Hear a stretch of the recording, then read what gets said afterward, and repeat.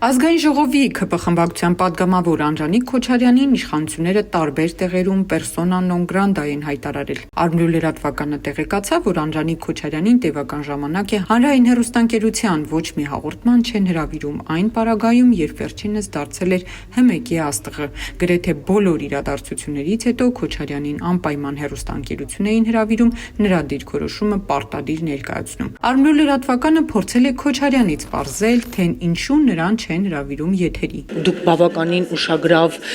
զեկույց եք 44-օրյա քննիչ հանձնաժողովի, այդ թվում նաև մարտի 1-ի գործով փաստավակ խմբի ղեկավարն եք, բավականին երկար աշխատանք եք տարել, բայց մի տեսակ այսպիսի մտահոգություն կա,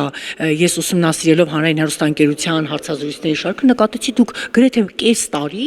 հանրային հեռուստաընկերություն չեք հրավիրվել, ինչ որ խնդիր կա, այո։ Չէ, բայց դուք իմ ակտիվությունը կասկածում եք։ Լուրջ զեկույցների մասով պարբերաբար դուք գնում եք։ Եթե հրավիրում են, գնում եմ։ Իսկ կարող իմանալ ինչն է պատճառը, որ չեն հրավիրում։ Պարզապես, եթե օրակարգում դուք գիտեք,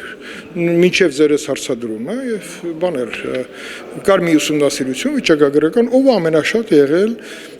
հանրային հեռուստաընկերությունում, ես ոնց որ թե եթե առաջին իշը երկրորդ տեղում է։ Վերևներից հրահանգ է։ Իհարկե ոչ, լավ, ինչու՞։ Էդ ով է այդպիսի բան ասում, քնարիկ, լավ էլի քնարիկ վերջ դու։ Հիմա տես, եթե ես ինքս հարցազրույցները չարքնային բան Քոչարյան։ Ես քիչ եմ հետևել, բայց ես գիտեմ, որ հանձնաժողով կա, հանրային, հա, այդ կարգավորող, որտեղ իրենք ռեյտինգները հաշվում են, նաև նայում են ակտիվությունը եւ այլն։ Եվ ես հաճելիորեն զարմացա, որ հանրայինում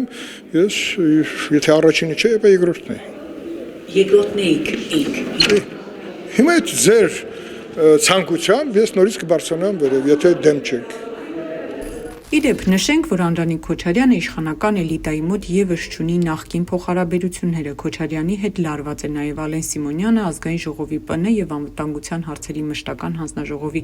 ողջ կազմը։ Լարվածությունը սկսվել է այն բանից հետո, երբ Անժանիկ Քոչարյանը հրաժարվել էր հանձնաժողովի անդամներին ներկայացնել 44-օրյա պատերազմի զեկույցը, իսկ Ալեն Սիմոնյանը հրաժարվեց ազգային ժողովի կանոնակարգ օրենք խախտել ու զեկույցը ներկայացնել ազգային ժողովի լիագումար նիստին։ Ըստ մեր աղբյուրների Անժանիկ Քոչարյանի հետ մի քանի ՔՊԱ-ականներ են շփվում ու անգամ իշխանությունների ներսում տեղեկություններ կան, որ նրան չեն ցանկանում հաջորդ խորհրդարան բերել։ Իդեպ Փաշինյանն իր վատ վերաբերմունքը դեպի Քոչարյանը ակնհայտ ցույց տվեց նոյեմբերի 12-ին, երբ խորհրդարանը հարկադրաբար ընդմիջում էր հայտարարել, քանի որ Քոչարյանը պաշտպանության եւ անվտանգության հարցերի մշտական հանձնաժողովի բյուջեի զեկույցի պահին դահլիճում չէր եղել։ Արժեում գտնվող Փաշինյանը բարկացել էր թիմակիցների վրա, ապա ուշացումով ներս էր եկել Անժանիկ Քոչարյանը։ Փաշինյանը ձեռքերը վեր պարզած բարկացել, ապա նախատել էր Քոչարյանին։